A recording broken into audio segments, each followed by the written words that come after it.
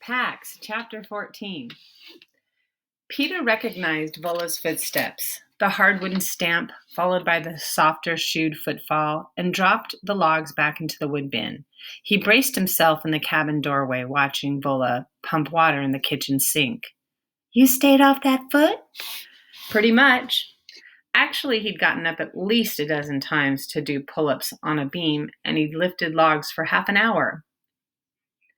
His arms were so sore and his foot hurt a lot when it wasn't raised, but he hadn't been able to lie around doing nothing, knowing Pax was still out there. Vola began lathering up her hands without turning around. "You write that note?" Peter pulled the crutches to his sides. Already he felt more secure when they were tucked under his arms. "I did, but..." "No buts. You write once a week.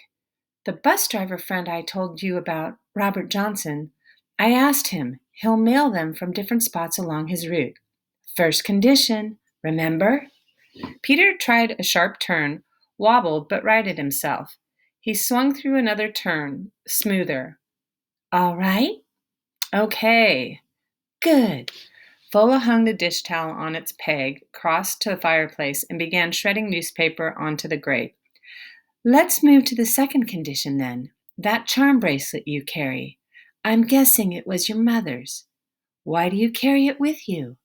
Why that particular thing?" Peter felt his body go instantly rigid the way it always did whenever anyone asked about his mother, as if it had to freeze to decide whether it was okay to talk about her or not. Usually with strangers it wasn't, so he was surprised when his hands relaxed their grip on the crutches a little and his throat eased open. "She always wore it. She'd hold up her wrist so I could play with it when I was a baby. I don't remember that, but I've seen a picture. I do remember her telling me about it, though. About the charm, I mean. It's a phoenix. That's a special bird. It's red and gold and purple, colored like sunrise, and it rises from the ashes. I know what a phoenix is." "Right, but out of its own ashes." That's the part my mom told about. "Its own ashes?" "When it gets worn out, it builds itself a nest high in a tree, anywhere from everything." Peter stopped. It suddenly occurred to him that Vola's cabin felt like a nest. He circled on the crutches to look around. Yes, a secret protected nest surrounded by trees. Away from everything. He turned back to Vola, who was cross-stacking kindling. He hoped she hadn't read his mind.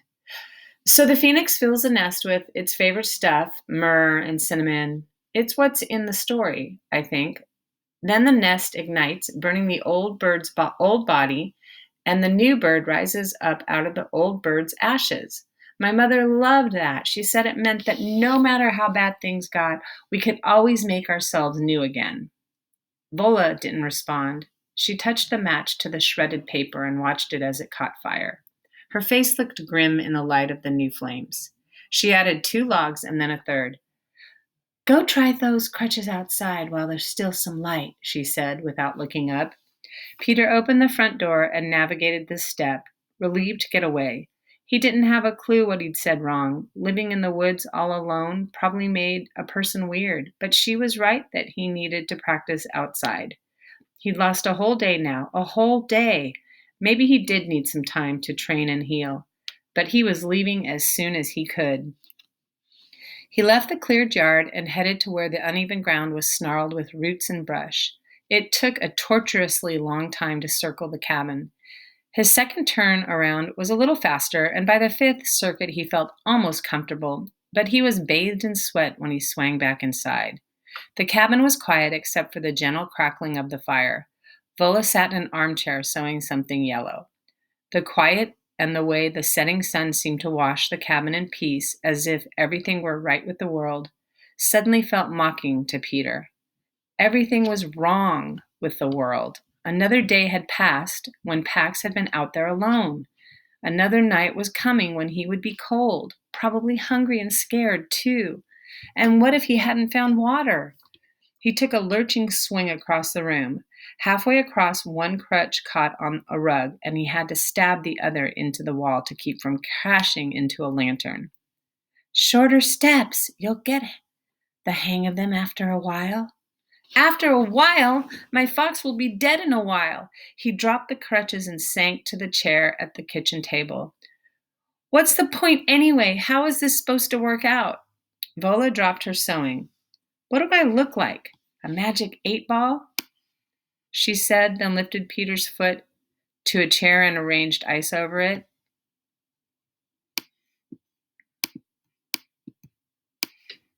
I don't have your answers. The sight of his useless foot reminded him of everything he couldn't do now. He looked away. Why not? Aren't you supposed to be wise and all, living out here by yourself with all of these things? He threw his thumb toward the jumble of notes tacked on the board behind him. All these philosophy bingo cards, you're supposed to be wise. At least, aren't you? Or witchy or something? Peter didn't recognize himself back-talking the woman like this. He felt as if he were short-circuiting, as if his impulses were leaping directly out of him without passing through his brain.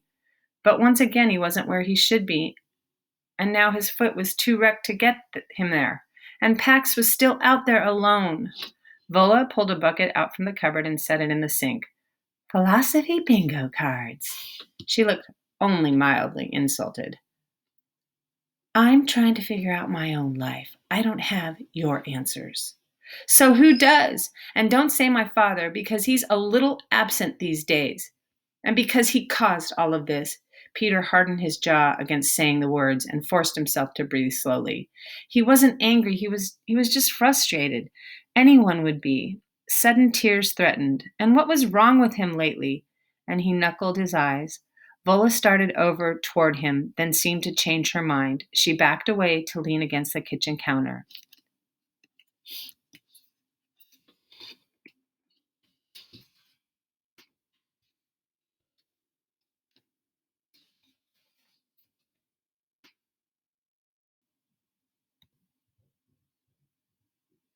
You are angry, she said simply, as if she were noting he had dark hair or the sun was going down. I'm not angry!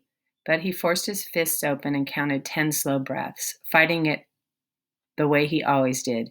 Because what if he was like his father, with that threatening kind of anger, the kind that was always simmering, the kind that could boil over at any time and hurt everyone in the way? The apologies afterward never healed the damage. He squeezed his eyes shut and the tears still crowning. I'm not angry. It's just that I didn't choose it. I didn't choose for there to be a war. I didn't choose for my father to join up. I didn't choose to leave my home. I didn't choose to go to my grandfather's. And I sure didn't choose to abandon an animal I took care of for 5 years. You're a kid. You don't get a lot of choices. I'd be angry too. Diableman angry. I told you, I'm not angry, Peter gulped in a sob that somehow escaped as a twisted laugh. He was short-circuiting again. And you're in love with that word, you know? What are you talking about, boy? Diableman. What is it? A swear? You're in love with the word diableman. His wiring felt totally fried. If we were in second grade, I'd tell you you're so in love with that word you should marry it. She squawked a loud crow's caw. But you're right, she said. I should get down on one diableman rude knee and ask that word to marry me. You should, Peter agreed, kind of hysterical now. You should put diableman ring on its diableman finger. He wiped his face and watched Vola as she came over and took the seat across from him. My grandfather swore in his first language. It drove my grandmother crazy because she didn't speak it, but she sang in Italian when she cooked. Vola lifted a finger to stroke the feathers bunched at her throat.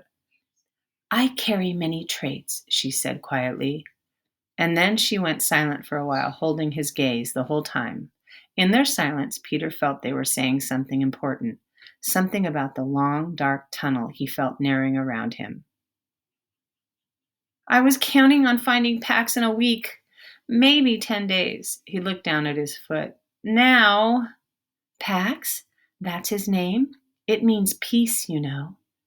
Peter knew that. Lots of people had told him. But that's not why I named him. First day I brought him home, I left him for a minute, just a minute, so I could get him some food. When I got back, I couldn't find him. He'd crawled into my backpack and fallen asleep. It had the word Paxton sewn on the label. I was 7 then, and I figured, Paxton, that's a good name. It had an X in it, like Fox, you know. But now what? Now he's all alone because of the war. I let him go because of a war. War, not peace. What's that called? Irony? Whatever now. It's a terrible name.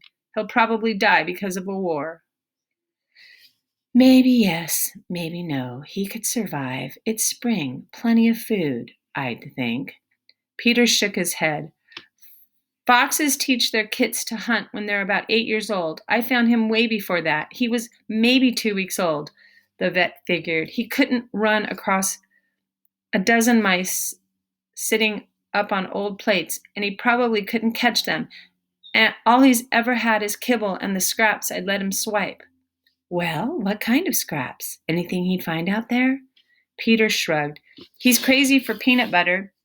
He likes hot dogs, loves eggs. No, unless he stumbles into someone's picnic, he'll starve. He'll find water, I figure, and he could probably go a week without food. But after that, Peter dropped his head on his hands. I let it happen. I didn't choose any of it, but I didn't fight it either. I don't know why I didn't fight it. Except, of course, he did know. When his father had first dropped the order about Pax, Peter had steeled himself and said, No, I won't do it. But his father's eyes had flared with that flash fire anger, and his fist had jerked up, stopping only at the split last second to knuckle Peter's cheek in a gesture that carried enough threat to set Pax on growling alert. Peter's own fist had come up, and the rage he'd felt at his father had scared him more than the threat itself. He heard his grandfather's words now, Our apples don't fall far from the tree, and he felt sick and afraid all over again. He dropped his gaze to the worn pine table to hide the shameful headline he felt burning across his face. Vola reached over and cupped the top of his head with both hands. Peter froze. Except for an occasional attaboy shoulder shake from his father or a casual arm punch from one of his friends, no one had touched him since his mother. Vola paused as though she knew he needed time. Then she pressed down firmly. It was a strange thing to do, but Peter didn't pull away, didn't move a muscle, didn't even draw a breath, because at that moment her strong grip was the only thing keeping him from flying apart. Well, that's over now, she said, isn't it? She rose. I may not have your answers, boy, but I do know one true thing about you. You need food, a lot of food. You're 12. You've slept out in the cold, and now you've got a bone to heal. I'm going to set that bone now, then I'm going to start cooking, and you're going to start eating, and neither one of us is going to stop until you say so. Got it? Peter's belly was suddenly a hollow, snarling crater. Yes, ma'am, I've got it. Vola rummaged under the sink and drew out a sack of plaster. Peter watched her sift some into a bucket and then pump in some water. Then she brought over the thing she'd been sewing. Foot up. Vola propped a pillow under his knee and worked a quilted sleeve over his leg like an open-toed sock. He recognized the yellow checked material. He glanced into the bedroom to be sure. You cut up your quilt? I can always make another one. You need the cushioning. She took another section of quilt and stripped the batting off, then ripped the yellow calico into stripes and dunked them into the plaster. Hold your foot at a 90-degree angle. Around and around his foot and ankle, halfway up his shin, she wrapped the strips. When she'd built a thick boot, she frosted it with more plaster. Don't move, not even your toes. Vola left for the porch and came back with her arms full. She set 2 iron skillets on burners, flipped a hunk of butter in each, and turned on the flames. She cracked a couple of eggs into a yellow bowl and started whisking in milk, then cornmeal. A cool breeze, fragrant with turned earth and frying butter, lifted against Peter. He looked at the sturdy cast drying his foot, safe inside now, wrapped in what used to be Vola's quilt. I'm sorry about how I've been. He tipped his head to her bulletin board. My philosophy bingo cards, she said with a nod. No, Bat Peter. Those are just things I figure to be true about the world, the universals, the important ones that are the things I figure to be true about me. I keep them somewhere else, private. How come? How come the important ones, or how come they're private? Peter shrugged. Either, both. He leaned back, waiting. Vola eyed him as she sawed a slice of ham joint and forked it into one of the frying pans. She dipped out 3 ladles of batter, poured them sputtering into the other pan, and then set the bowl down. I'm going to tell you a story. When I got out of the service, I didn't remember a single true thing about myself. That's what training does. No more individuals, just pieces they can mold to their machine. I was lost my first day as a civilian. Lost. I went into the grocery store, I stared at all the choices, and I kept wondering who I was supposed to be buying groceries for. What filled this person's hungry belly? Gumbo or pie, beans or bread? In the produce aisle, I broke down because I didn't remember a single thing about myself. Vola went quiet, then her eyes closed. What happened? Peter nudged after a moment. What happened in the store? What happened in the store? Oh, she turned back to the stove and flipped the Johnny cakes. Peanut butter. Peanut butter happened? Vola tossed her hands in the air. Peanut butter happened, and I was lucky it did. There I was on the floor of the grocery store, dirty, red and white checked linoleum. I will never forget. Weeping, and I knew I wouldn't get up until I remembered what kind of food I liked. Vola stacked the Johnny cakes on a blue plate, then paused. Peter thought she might be drifting back to the memory of that grocery store floor. He was glad he hadn't seen something like that, a grown woman sobbing on a dirty grocery store floor, a crazy lady with one lost leg. He felt suddenly protective and hoped no one had laughed at her and that she had gotten herself out okay. And finally I did it. I remembered my grandfather telling me that when I first discovered peanut butter sandwiches, I wanted one every day. So I got up from the floor and I bought myself some peanut butter and bread. I filled my cart with peanut butter and bread because I decided I wasn't coming back until I knew for sure something else I liked to eat. And I was afraid that might be a long time. She added the ham to the plate, slapped on a scoop of applesauce, and brought it over to him along with a white pitcher of maple syrup. Eat. Peter flooded the plate with syrup and loaded a fork. The cornmeal had a gritty crunch. The ham was smooth and salty against the sweet syrup. It was the best food he could remember eating. And was it? He asked when he cleaned half the plate. A long time before you remembered something else? Vola pressed a finger to the drying cast. Almost set. Keep still a while longer. She went back to the stove and carved more ham and ladled more batter into the skillet. It was. People around me, they called it PTSD, post-traumatic stress disorder, from being in the war. And they were right that I was sick. But I knew it wasn't being in the war, exactly. It was that in the war I had forgotten everything that was true about myself. Post-traumatic forgetting who you are disorder. That's what I had. My grandfather was in a nursing home by then, and he was dying. I went out to his place. It had been my old home, too. My grandparents raised me for a couple of years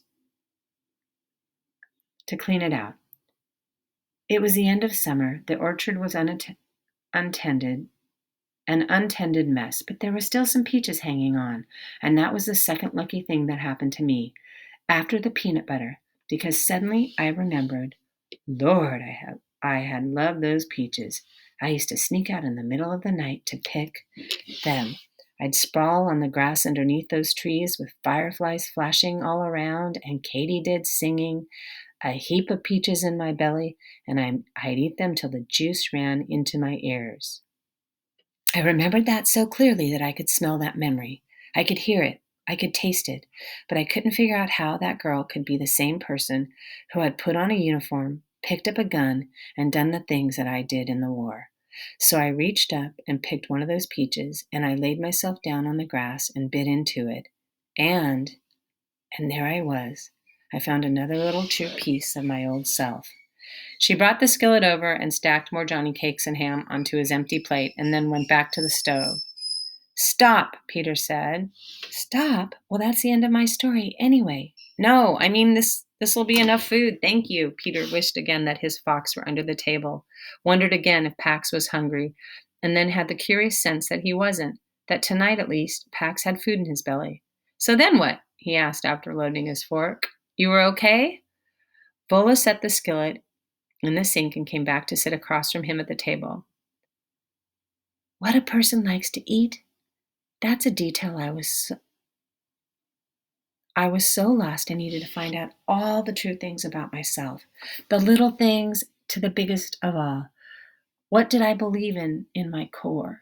Peter figured he knew what was coming. Like war.